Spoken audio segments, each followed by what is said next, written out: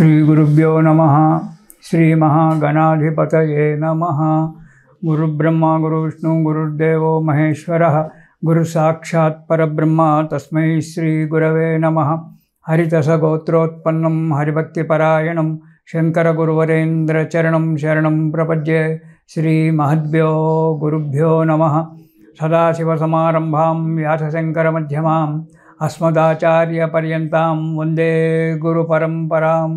अरुणां करुणातरङ्गिताक्षीं धृतपाशाङ्कुशपुष्पबाणचापाम् अनिमाधिरयूरुताम् अयूकैः अहमित्येव विभावयेद्भवानीम्। ओं श्रीमात्रे नमः। श्रीमात्रे नमः। श्रीमात्रे नमः।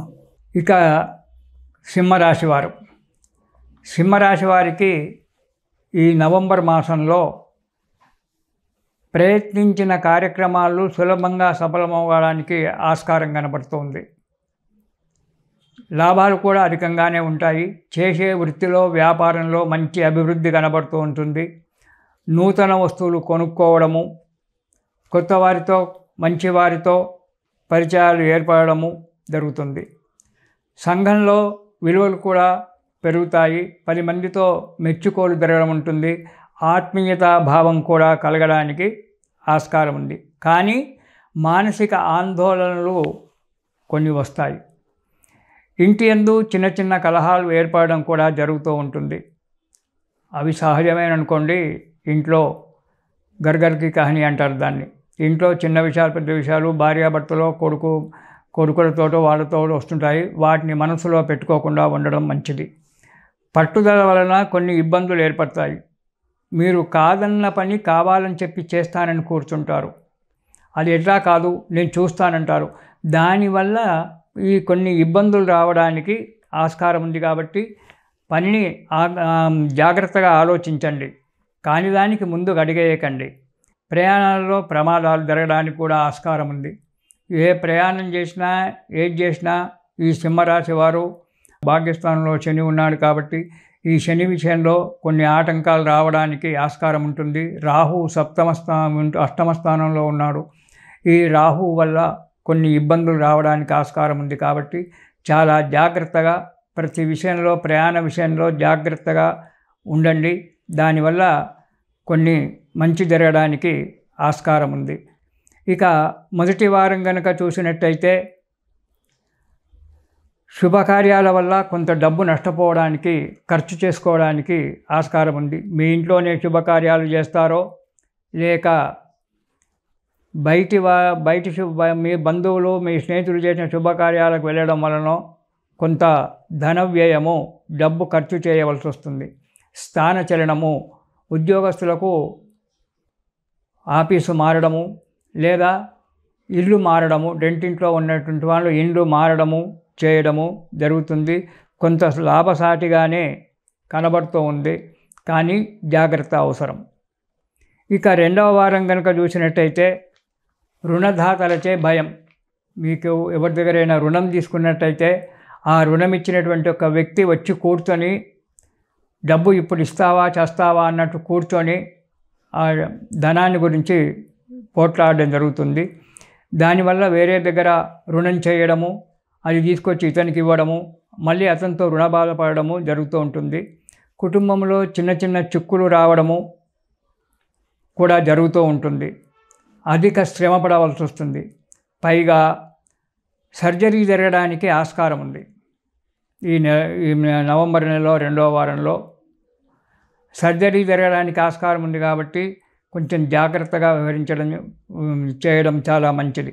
శ్రమకు తగ్గ ఫలితాన్ని పొందే అవకాశం ఉన్నప్పటికీ కూడా ఆరోగ్యం సహకరించకపోవడము, ఈ ప్రయాణాల విషయంలో డ్రైవింగ్ విషయంలో జాగ్రత్తగా ఉండకపోవడం వల్ల కొన్ని సర్జరీలు జరగడము ఇవన్నీ కూడా జరుగుతూ ఉంటాయి. కాబట్టి చాలా జాగ్రత్తగా అవసరం ఉంటుంది. ఇక మూడవ వారం కనుక మనం చూసుకున్నట్టయితే సింహరాశి వారికి అనారోగ్యము. సరే, మొదటి 2 వారాల్లో సర్జరీ జరిగినప్పుడు అనారోగ్యంగానే ఉంటుంది. That is common.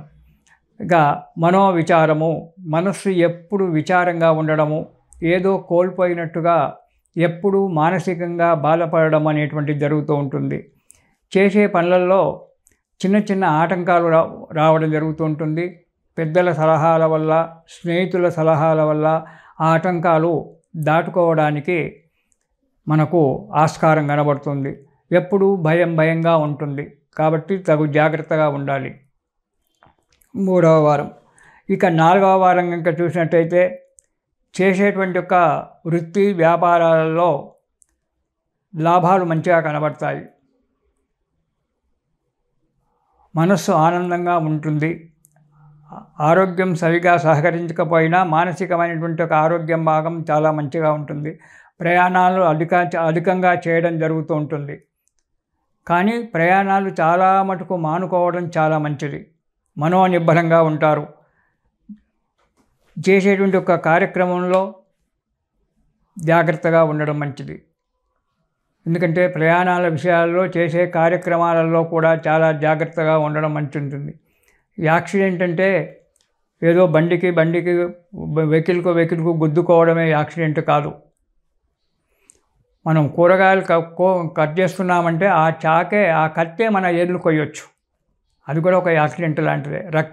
రక్తం శరీరంలో నుంచి బయటపడము. కాబట్టి తగు జాగ్రత్తగా ఏ పని చేసినా తగు జాగ్రత్తగా ఉండాలి.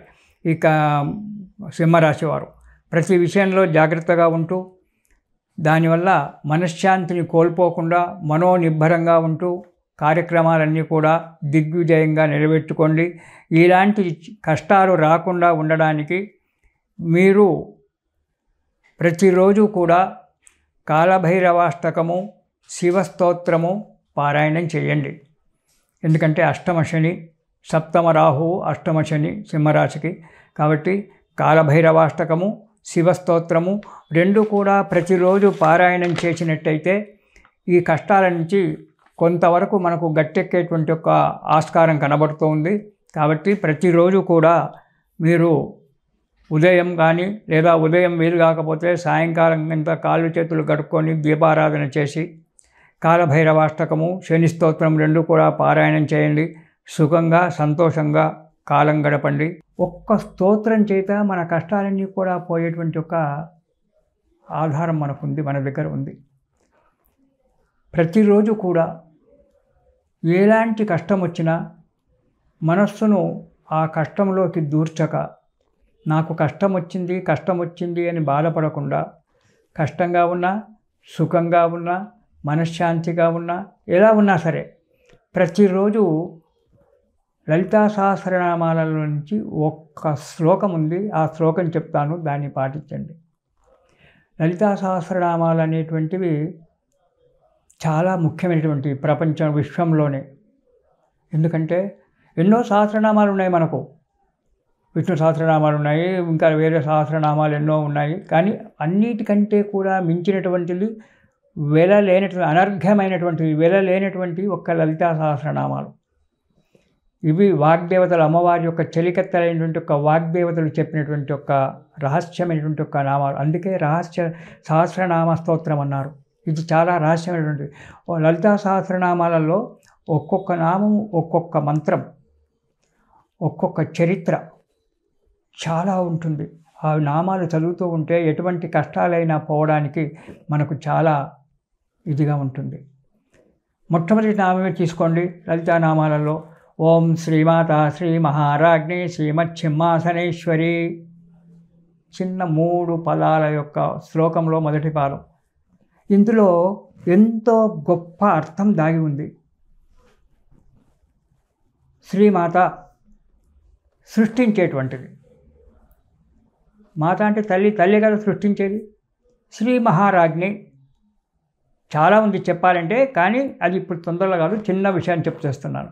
శ్రీ మహారాజ్ఞి, రాజ్ఞి అంటే రాజుగారి యొక్క వాజ్ఞ, దేశాన్ని పరిపాలించేటువంటిది రాజ్ఞి, రాజు.